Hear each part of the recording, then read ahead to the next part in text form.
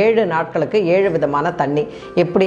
காலையில் எழுந்த உடனே அந்த பானையில் தண்ணியை ஊற்றிட்டு ஒரு சின்ன துணி, ஒரு வெள்ளை துணி இருக்கு இல்லையா, ஒரு சின்ன வேஷ்டி துணியில் ஒரு சின்ன துணி எடுத்துக்கோங்க கிழிச்சி. அதில் துளியோண்டு பச்சை கற்பூரம், ஒரே ஒரு ஏலக்காவை மடித்து அது உள்ளர போடுங்க. அவ்வளோதான். அன்றைக்கு முழுக்க பெருமாள் கோயில் தீர்த்தம் மாதிரி குடிக்கிறதுக்கு அவ்வளவு சுகமாக இருக்கும் அந்த தண்ணி. அடுத்தது 2வது, பன்னீர் ரோஜாப்பூ இருக்குது பார்த்தீங்களா, அது உங்கள் பூக்காரம்மாக்கிட்ட கேட்டு ஒரு 5 ரோஜாப்பூ எடுத்து அதை எதழை மட்டும் எடுத்துகிட்டு நல்ல ஒரு துணியில் அலசிட்டு அதே மாதிரி அந்த துணியில் முடிச்சு போட்டு அதை போட்டுருங்க. முதல் நாள் போட்ட அந்த ஏலக்காய் பச்சை கற்பூரத்தை அந்த துணியை நல்லா அலசிட்டு அதுலேயே இந்த எதழை போட்டு ரோஜா எதழை போட்டு வச்சுடுங்க. அன்றைக்கி ஃபுல்லாக பன்னீர் வாட்டர் நீங்கள் குடிக்க போகிறீங்க, ரோஸ் வாட்டர். 3வது நாள் வெட்டிவேர். வெட்டிவேர் மட்டும் நீங்கள் யூஸ் பண்ணிங்கன்னா உலகத்திலேயே மிகச்சிறந்த அளவு உயிர் அணுக்களை கூடியது அந்த வெட்டிவேர். அதனால தான் என்ன பண்ணுவாங்கன்னா, அந்த காலத்துல எல்லாம் வயலில் வந்து நாற்று நட்டு களை பறிச்சு எல்லாம் செய்கிறாங்க இல்லையா, அறுவடை முடிஞ்ச பிற்பாடு 10 வருஷத்துக்கு ஒரு தடவை வெட்டிவேர் மட்டும் போட்டு பயிர் செய்வாங்க. ஏன்னா ஒரு தடவை வெட்டிவேரை போட்டு பயிர் செஞ்சுட்டாங்கன்னா அடுத்த 10 வருஷத்துக்கு அந்த மண்ணில் உயிர் சத்து இருக்குமாங்க. அப்போனா அந்த வெட்டிவேரில் எவ்வளோ ஒரு தன்மை இருக்குது பாருங்கள். சும்மா ஒரு 10 ரூபாய்க்கு வெட்டிவேர் கேட்டிங்கனாலே இவ்வளோ கொடுப்பாங்க நாட்டு மருந்து கடையில். அதை வாங்கிட்டு வந்து கத்திரிக்கோலால் கட் பண்ணி ஒரு டப்பாவில் போட்டு வச்சுக்கோங்க. அதே வெள்ளை துணியில் அந்த வெட்டிவேரை போட்டு முடிச்சு போட்டு அது உள்ளார வச்சுக்கோங்க. அன்றைக்கி நாள் முழுக்க வெட்டிவேர் தண்ணியை நீங்கள் குடிக்கலாம்.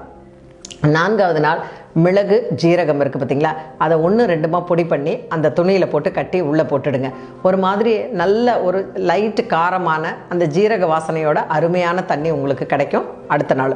அதுக்கு அடுத்த நாள் பார்த்திங்கன்னா ஓமம் இருக்குது பார்த்தீங்களா, அந்த ஓமத்தை நல்லா சும்மா லைட்டாக க்ரஷ் பண்ணுங்கள். ரொம்ப க்ரஷ் பண்ணி பவுடர் மாதிரி ஆக்கிடாதீங்க. லைட்டாக க்ரஷ் பண்ணி ஒரு துணியில் முடிச்சு போட்டு வச்சுடுங்க. ஓம வாட்டர் இது வயிற்றை வந்து சுத்தமாக கிளியர் பண்ணும், ரொம்ப நல்லாயிருக்கும். இது அவ்வளவு நல்லது இந்த தண்ணி. அதே மாதிரி பார்த்திங்கன்னா 6வது நாள் ரொம்ப ரொம்ப நம்மளுடைய உடம்பும் மனசும் புத்துணர்வோடு இருக்கணும். நம்ம மனசு வந்து நல்லா இருக்கணும்.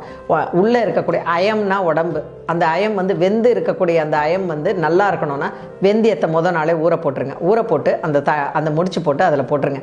அந்த சாரம் எல்லாம் அதில் இறங்கிடும் அந்த தண்ணியில்.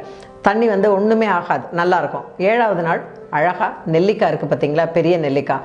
அதியமானுக்கு வந்து அவ்வை கொடுத்தது அந்த நெல்லிக்காய். ஏன்னா அது உடம்பை மனசையும் அவ்வளவு புதுசாக வச்சுருக்கிறது அந்த நெல்லிக்காய். அந்த நெல்லிக்காயில் இருக்கக்கூடிய மருத்துவ சக்தியை அளவில்லாதது. நீங்கள் நல்ல ஒரு நேச்சுரோபதி ஆயுர்வேதிக் டாக்டரை பார்த்தீங்கன்னா நெல்லிக்காயை பார்த்து சந்தோஷமாக சொல்லுவாங்க. அந்த நெல்லிக்காயை வாங்கி அந்த நெல்லிக்காயில் கீத்தாக இருக்குது பார்த்தீங்களா, அதை எல்லாத்தையும் அப்படியே கட் பண்ணி எடுத்துருங்க. எடுத்துட்டு லைட்டாக சதன்னு ஒரு அப்படியே 2-3 அடி அடித்து அந்த துணியில் கட்டி அதில் போட்டுருங்க. தண்ணி குடிக்கும்போது அவ்வளவு இனிப்பாக அவ்வளோ நல்லா இருக்குங்க.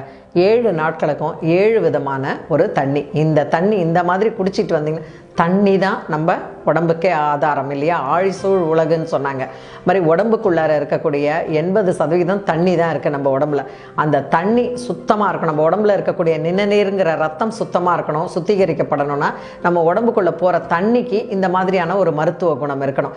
தினமும் இந்த மாதிரி ஒரு தண்ணியை சாதாரணமாக நம்ம தண்ணி குடிக்கிற மாதிரியே அந்த பானையில் ஊற்றி குடிச்சிங்கன்னா அப்புறம் பாருங்கள் உங்களுடைய உடம்பு எப்படி இருக்குன்னு. எவ்வளோ நல்லா இருக்கு இல்லைங்க. குட்டி குட்டி பிளானிங், பியூட்டிஃபுல் ரிசல்ட். மீண்டும் சந்திப்போம். வணக்கம்.